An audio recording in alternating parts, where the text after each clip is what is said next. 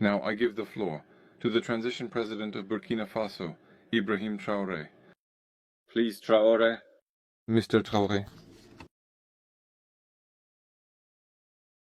Comrade, President Vladimir Putin. Comrade, President, African Head of State.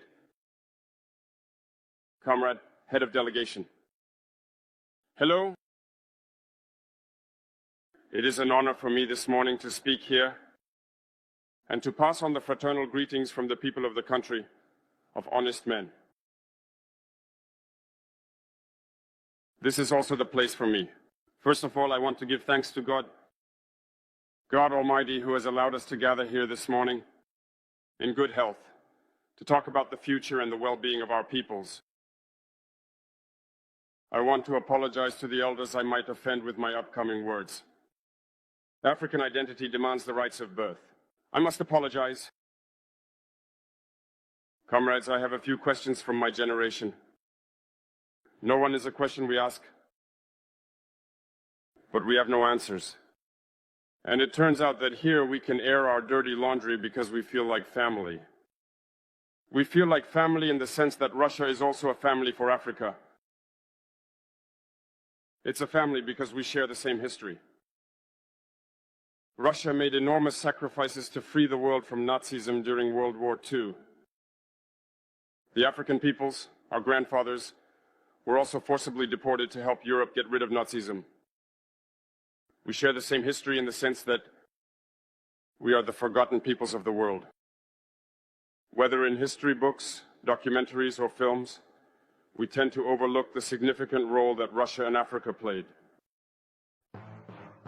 Right now, we are here to talk about the future of our peoples, of what will happen tomorrow, of this free world we aspire to, a world without interference in our internal affairs.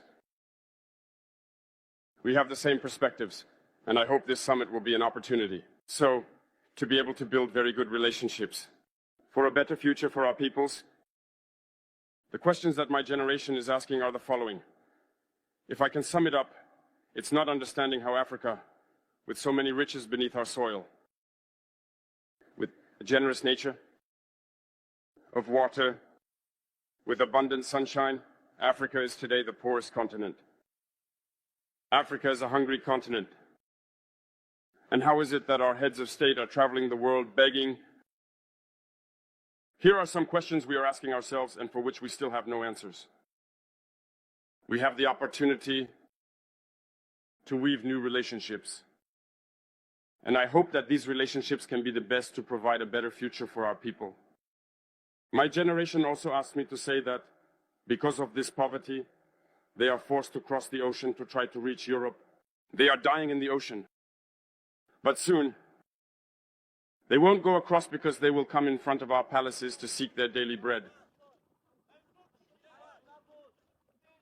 As for Burkina Faso, today we have been facing for more than 8 years, in the form of protest, the most barbaric, the most violent form of neocolonialism, of imperialism. Slavery still seeks to impose itself on us. Our ancestors taught us one thing well. The slave who is unable to take on their revolt does not deserve anyone to pity their fate. We do not seek pity for our fate. We do not ask anyone to pity our fate. The Burkinabe people have decided to fight against the hypocrisy that hinders their development. In this struggle, brave peoples, brave populations have committed themselves to take up arms against terrorism, what we have indeed called the VDP, the volunteers. We are surprised to see the imperialists label these VDP as militias and all sorts of things. It's disappointing, because in Europe, when people take up arms to defend their homeland, they are called patriots. Our grandfathers were deported to save Europe. It was not with their consent, against their will. Well, upon their return, we remember well that in TRAORE, when they wanted to claim their basic rights, they were massacred. It doesn't matter then. When we, the people, decide to defend ourselves, we are labeled as militias. But that's not the problem. What the problem is seeing African heads of state who bring nothing to these fighting peoples, but who sings the same tune as the imperialists, by calling us militias, by treating us as such, of men who do not respect human rights. What human rights are we talking about? We are outraged by this, and it's shameful. We, as African heads of state, need to stop behaving like puppets that dance every time the imperialists pull the strings. Yesterday, President Vladimir Putin announced the shipment of grains to Africa. We are very happy. We thank him for that. But also, it's a message sent to our African heads of state. Because at the next forum, we won't have to come here without having ensured, for those who are not familiar with the war, the food self-sufficiency of our peoples, we need to learn from the experiences of those who have already achieved this in Africa, to build good relationships here, and to forge better ties with the Russian Federation in order to meet the needs of our populations. I won't take too long. The time is limited and very short. We are forced to stop at some point, but I would like to conclude by saying that we must pay tribute to our peoples who are fighting. Glory to our peoples, dignity to our peoples, victory to our peoples. The homeland or death will conquer us. Thank you, comrades.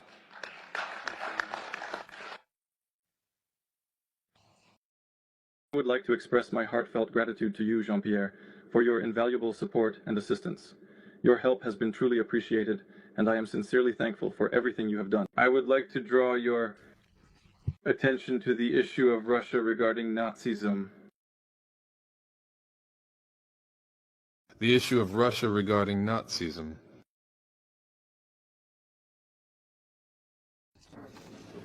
In the interests of the whole world to free people of Nazism, the struggle against apartheid and colonialism is not fought solely in the interests of Africa. This struggle leads to results that improve situations all around the world. It's the whole world that benefits from it. In this sense, I agree with Mr. TRAORE. It reminds us of what happened during the Soviet era. The struggle that the Soviet Union and Russia brought is part of the struggle of all peoples for freedom.